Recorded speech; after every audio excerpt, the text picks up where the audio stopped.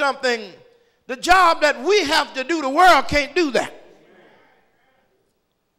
We have been called to what? Love one another and serve God. You see, God's business is a big business, and God left us here to take care of his business. How many of you have been left in charge of something to take care of a business? And I mean, you have to be business-minded. In order to take care of God's business, we have to be what? Business-minded. It's serving the Lord. How many of you know God, we can't just give God anything. You ever been to a restaurant and they act like they don't want to wait on you? And then when they bring it, you know, they just kind of push it up there. And way by and by, maybe somebody will come by and say, is everything all right? That's not going to be your favorite restaurant long, is it? Isn't that right? Why in service, we look for a certain attitude in service. You ever had to work with somebody with a bad attitude in service? I mean, it makes it miserable to work in a hostile, unpleasant situation. You ever been like that? Well, then Paul tells us how to deal with that too. But no, regardless to what the case may be, the Bible gives us a clear-cut command, not slothful in business. In other words, we should go all out when it comes down to God. And when it comes down to doing the things of God, we should go all out. In other words, we shouldn't hold back. When it comes down to serving God, we should be prompt. Now, it's a difference in worship and service. Service is what you render as a servant. Now, what do you want to render to God? Do you want to render him your very best? If you're going to render him your very best, you got to give it your all. We can't be slothful Christians.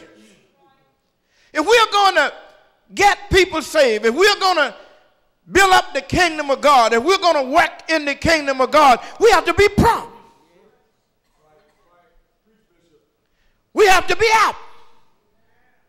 We are teaching by precept and example. Attitude means a lot. Now, what do we mean by attitude? He said fervent in spirit. You know what that means?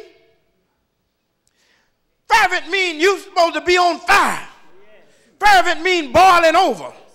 In other words, you should be excited. I'm going to tell you, people that's not excited about serving God is not going to do much. When people are excited, they move around, they hum. They have pep in their steps. The Bible said fervent in spirit. Let me tell you something. There should be a fire down on the inside of us. And I want to tell you, when the fire leaves from inside of the Christian, he's going to be slothful. Fervent means boiling over. That means on fire. Excited. How many excited about serving the Lord? How many glad you're a servant? You got to be fervent in spirit. There got to be some joy coming up from the inside if you're going to serve God.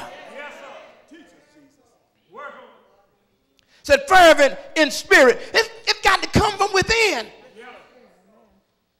When a person is fervent, his attitude is going to be positive. His attitude is going to be right about this. He's going to want other people, going to excite other people about working.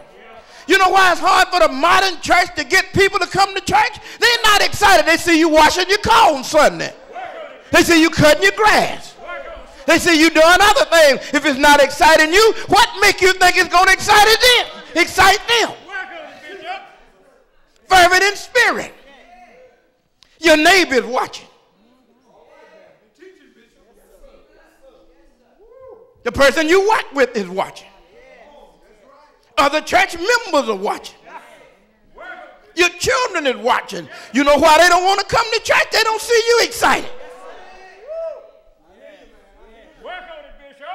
Years ago, people had to make preparations the night before for service today on the next day. You know what they did? And people had to work hard.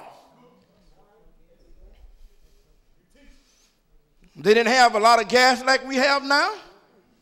They didn't have a lot of running water, so they had to go to the spring the day before, get in all of the water. And they had old